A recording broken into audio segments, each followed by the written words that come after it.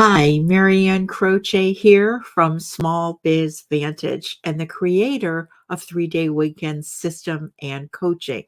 I am so glad to be here each and every week to do these lives, business leadership in 15 minutes. And I do them for a couple of reasons. One of them is for you to be able to shift your perspective, the way you look at your business, your vantage, and turn it into your competitive edge. I've been in this space for a long time, decades, and I know that shifting your perspective can really be a competitive edge. It's not big changes, major changes that help you in business. It's actually small shifts, which cause a ripple effect, make a big impact. And the second reason I do this is for you to be able to take one action item away each and every week and implement it. The information that we receive is not really the power, right? The knowledge is not the power. It's what we do with it. It's how we act upon it. So that's the second reason why I do these. This week is recorded. I had another commitment, so I recorded this earlier, but I will look at the comments, and whether you're, live or on the replay, each and every week, I will comment. If you find this valuable, please share it with another business owner that you know that would find it valuable. So, a question that I often get asked now is a new question. It used to be, who do I work with? And I work primarily with business owners who are in the automotive industry and they're single location owners. But the question that I get asked most is, what is 3 Day Weekend System? What does it actually do? And it really is geared for owners who are in what I call owner overload. They are the owners that are doing it all, or they would define themselves as a go-to person. Everything goes to them. And what I can do is help you in 90 days, take a lot of that off your plate, and you can gain back time. So you can either focus on other areas of your business, or you can actually have some time that you can take off for a personal life as well. So this week's topic is, it's your word for the year. And this is something that I started a few years back. It was introduced to me, and I'm not big on New Year's resolutions. I don't know about you, but there's lots of statistics on that within a few weeks, people don't follow through or they stop them. So I decided to do this, choosing a word for the year, and it's really worked well for me. I can't say enough about it. So this really helps me with staying focused in my business, not getting distracted because, as we all know, life happens. And it helps me accomplish the things that I set out to do, to make work and life really be fulfilling, because that's my goal. So consider choosing a word for the year. So this is a 3-step process, and it's really simple. I'm going to break it down for you. Choose a word for the year that sums up what you need to focus on. So I chose the word zone. I have many roles in my work and in my life, and staying in my zone will really help me be a better grandmother, mother, shop owner, a coach, and a speaker, because I wear a lot of hats, and I'm sure you do too. When I'm in each role, I want to stay in my zone. I don't want to be thinking or focusing on other areas of my life. I want to be present because I feel like really I can get a lot done that way. So the second step is to choose what activities each week will help you and put them on your calendar, right? Schedule them, put them in. So what I do is I use theme days. I schedule client calls on certain days during certain times, so that way I'm available and a client can easily look at my calendar and make an appointment. And when I go into my shop, because I still am a shop owner, I go in a few days a month. I have those scheduled on my calendar, and I block everything else out so that when I'm there, I'm present and I can get more done in less time. So this way I don't have to go into the shop every day.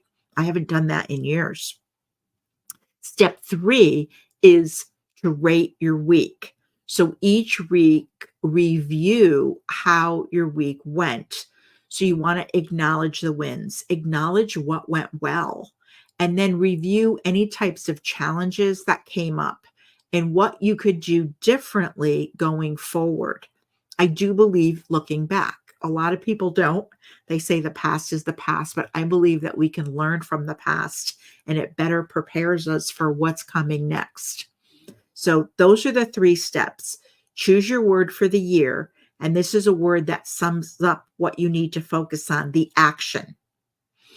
And then decide what activities each week will help you and put them in your calendar, schedule them. That's step 2. And then the last step is rate your week. So each week you're going to do a review. So the word I choose focuses on what I need to do to get the result I want. This process keeps me on track. When challenges creep up, and they will, you'll learn from them just as I do. So the word keeps me really consistent and it makes it easier to choose what not to do or what not to take part in. It sets a boundary for me. So I want to give you an example here to really clarify this. Say you need to hire and you're having a tough time hiring because a lot of clients and business owners that I talk to say that's really, that seems to be like a hot button for everyone. So the word that first may come to your mind is hire. That may be the word that you're going to use for the year. But a better word may be environment. And I'm going to explain this a little bit further because you will focus on creating an environment that will be a win for your team, your customers, your business, and you. So why wouldn't someone want to work in an environment that's set up for success? The result is that you will be able to hire amazing team members. So we're not really focusing on a word or choosing a word for the result. We're choosing a word that's going to help us with the action needed, if that makes sense. So now, if you focus on hire, then you may start with just creating an ad or deciding on pay or interviews, how you're going to interview people.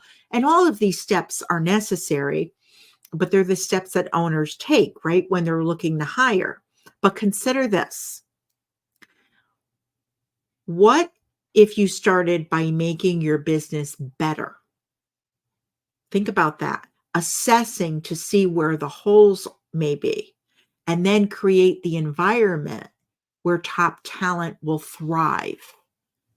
What are they looking for? So some examples may be training. They like continued training. Top talent is actually excited about the industry. They want, of course, competitive pay, benefits, insurance, retirement, uniforms, paid time off, paid holidays. The list goes on. Maybe some perks, ways that you show appreciation, maybe like a AAA membership or including boots in their as part of their uniform, maybe giving them some company swag with logos on it.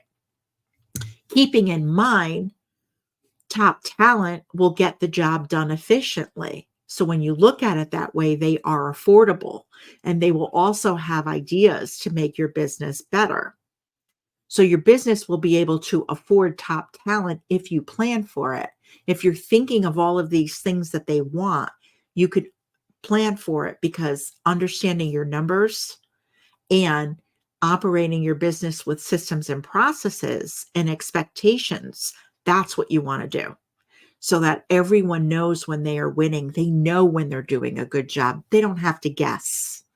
Everything is very clear to them. So that's the idea of choosing that word because we want the word to be something that helps you take action. You already know that you want to hire. That doesn't have to be your word, but taking action, creating that environment, that may be a better word. So no more whining, blaming, or complaining. Whining, blaming, and complaining gets you nowhere but stuck in a negative place. And I'll tell you, it is easy to get caught up in that trap because there are plenty of people who will join you there. They will join you in that space of negativity. Just go online, look at different groups. There's a lot of negative talk there, a lot of whining, complaining, and blaming. When you stay focused on your word, the word, let's say environment, for example, it becomes easy to get pumped up about how you will make it happen. You get rid of the negativity, and now you're focused on what you need to do to make that happen. You will see different ideas from outside of the industry that you can actually take them and make them your own. You'll also start to see and connect with more positive people who are actively doing things to move their business forward. Some of these people are right in front of you. And when you shift your way of thinking, it's amazing what you start to realize. So, I want to share with you a pro thinking tip. Don't wait for others to make changes in the industry that you want. Don't wait for other people to make those changes. Be the change and be the example to make the industry better. Focus on making your business better, and it will get bigger as a result. Go the extra mile. Trust me, it's never crowded there. So I want to thank you so much for being here this week on the recording. I will be back next week to do another business leadership in 15 minutes. Have an enjoyable day.